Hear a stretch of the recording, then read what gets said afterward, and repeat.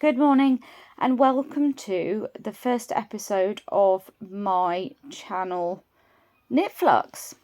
My name's Faye, also known as FayeDHD Crafts on Instagram, and I'm a knitter from the UK. And this channel I'm hoping is going to be an informal podcast discussing all things sort of yarn related that I'm currently working through. Maybe more so the process than finished objects and things like that. And while, more like a knit and chat. So while I'm working on things, I will be chatting about things I've watched on TV, film, things like that. Any knitting inspiration that I've come across, and any knitting examples which I've seen.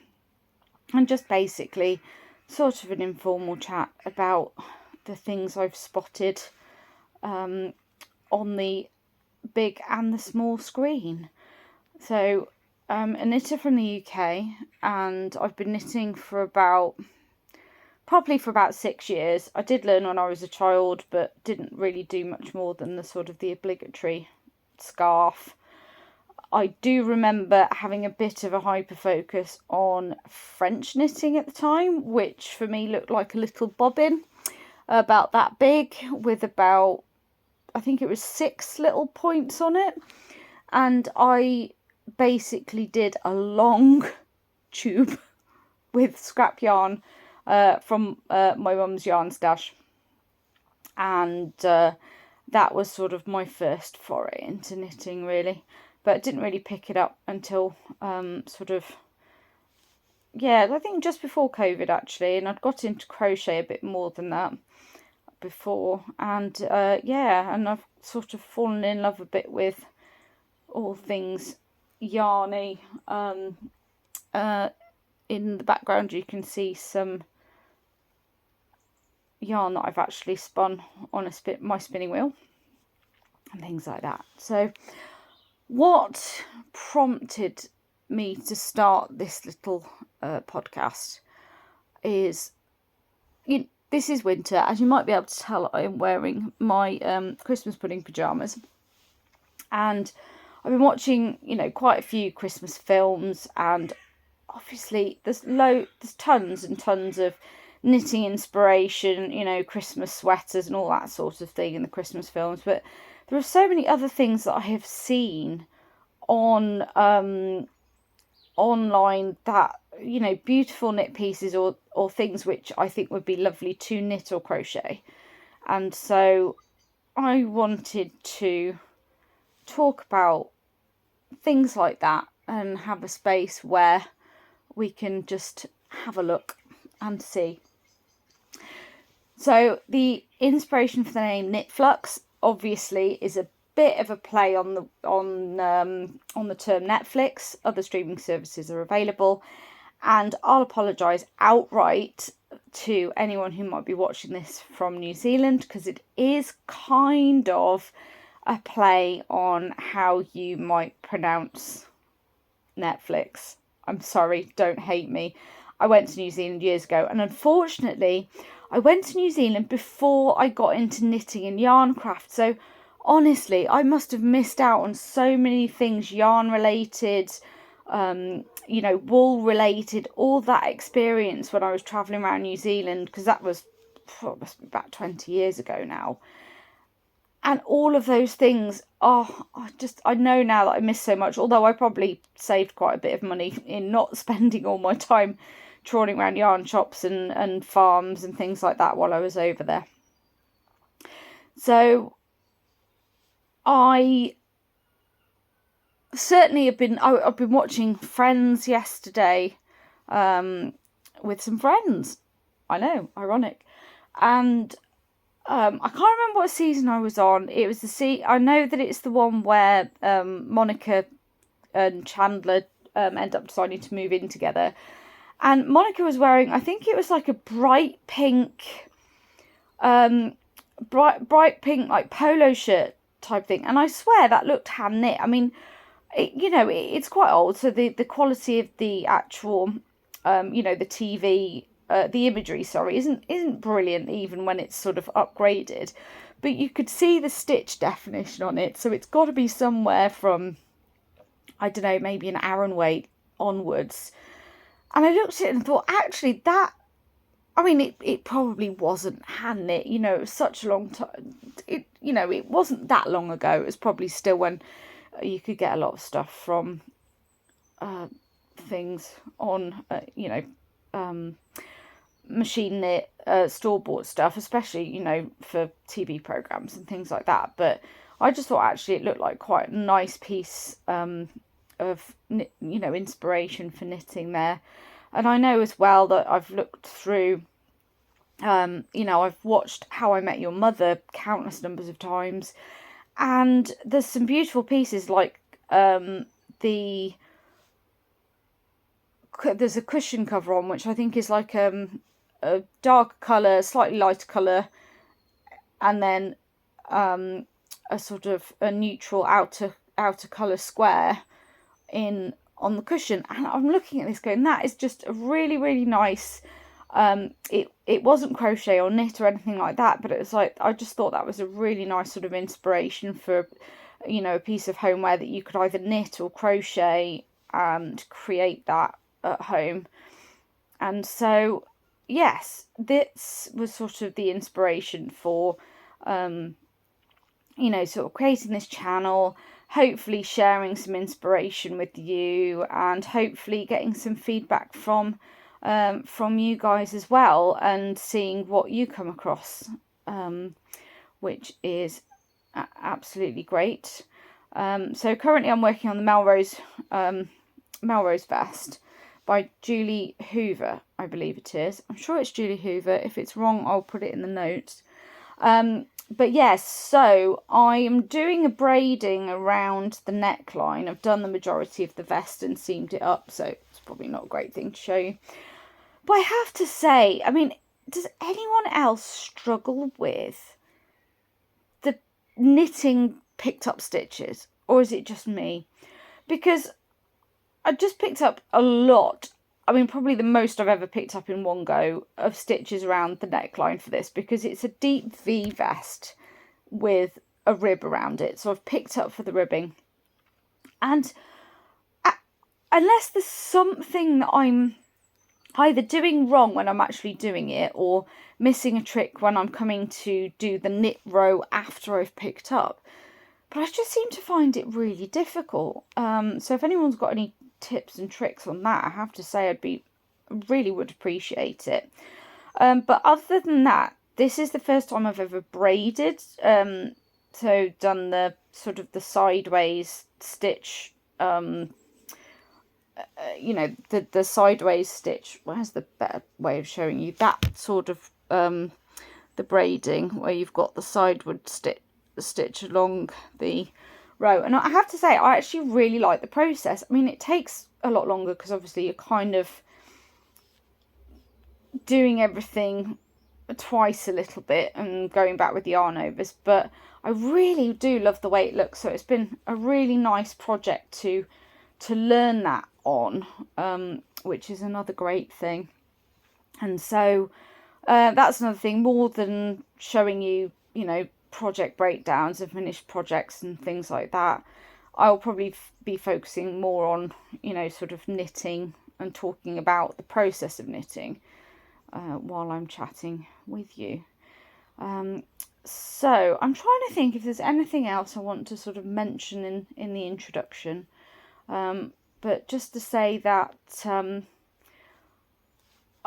yes, actually, I should have probably put this at the beginning, just to let everyone know that I am part of the LGBTQ plus community. I am a trans ally, and if there's anything that comes up, or, you know, I see anything negative, or there's any nasty comments or anything like that about anybody who's part of the community, or any of our any transphobia or anything like that, the comments will just get deleted. This is not going to be a place for it. I want this to be a safe space for everyone and anyone to talk about knitting, TV, films, and you know, things they come across and inspiration they want to take. So if this is your sort of channel, I do highly recommend Cinema Knits and Breathing Yarn, who are the sort of two channels that have inspired me to create this channel as well.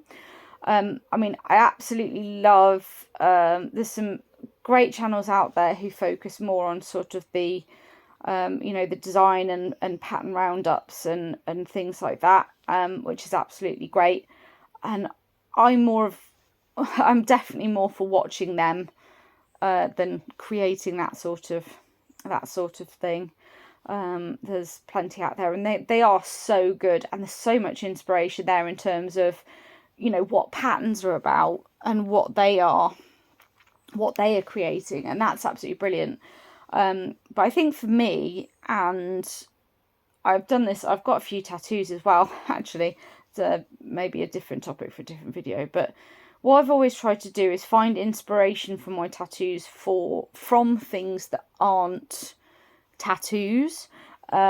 Like, absolutely, I appreciate the pattern books and things that they've got in tattoo places. Pattern books, I don't even know if that's what they call them. They're design books, probably. But my first tattoo, for example, was actually taken. I took the inspiration from that from some metal wall art that I saw online, rather than existing tattoos and things. And I think that's what I like about especially Cinema Knit and Breathing Yarn and people like that, who often talk about their inspiration for their knitting coming from outside, knitting pattern books and, sort of designers on Ravelry and things like that. Although they are then good places to go to find, patterns that sort of, that mimic, that's the wrong word, I don't like that, but mirror those sort of patterns that you see on film and TV and things. But yes, and so they've kind of inspired me to create the sort of knitting podcast that I want to create, rather than trying to fit a formula, because this is all about the knitting and the community, and just finding like-minded people online, trying to find your guys' inspiration as well. I mean, there's always too much. I think every person in crafting, and it's probably not even just yarn related, has probably got more inspiration and more ideas and more things they want to do than they have time in their lives to actually do it. But sometimes that's just nice, isn't it, to have that inspiration and know that there are ideas out there and fun to be had.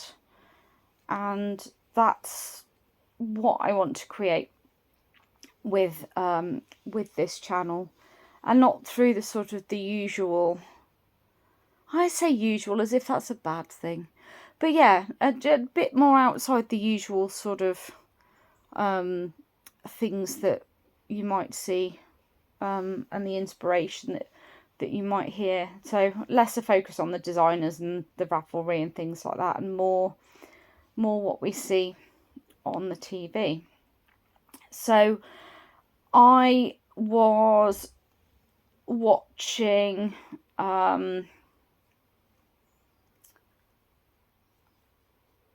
actually, you know what? I might be potentially going off a ramble. So I'm going to finish this introductory video here. And just to say, hi everyone. And, if you're watching this and you want to join in, leave us a comment, say hi, or just like the video, or bearing in mind this is the first one, let me know if you've got any TV programs that have really sparked your interest in terms of sort of knitting or design inspiration, not necessarily knitting or crochet, but things where you've watched the series and you've thought that the general overall aesthetic of the programs that you've been watching is something that you really feel that you could get into. And in the meantime, it is the Sunday before Christmas, and it's a very chilled, meditative time of year. Yes, I hate that word. It is stressful to say, which it shouldn't be, given that it's about meditation. So I should be settling down in front of the TV. Currently, I'm watching Laura Penrose, her Vlogmas episode 17. Again, another great podcast to watch and learn a bit about knitting, but also other sort of things, not just the actual knitting itself. And so I'm going to try and make this a regular thing and actually sort of build this up to a regular podcast. However, as my Instagram name, FadeHD Crafts, suggest, I sometimes start things and then they don't carry on the way that I imagined they would. So we shall see. So for now, bear with my, the camera angles and the not having specialist equipment, microphones and that sort of thing. But if I decide that this channel is a continuing part of my my things in future in 2026, then I will probably look to getting some better equipment. But we shall see where we go. But for now, welcome to my channel, and hope to see you in the comments or on Instagram, or just generally. I hope you're enjoying your knitting, crochet, embroidery, whatever craftiness you're getting up to, especially in the festive season. So happy holidays, everyone, and enjoy your day.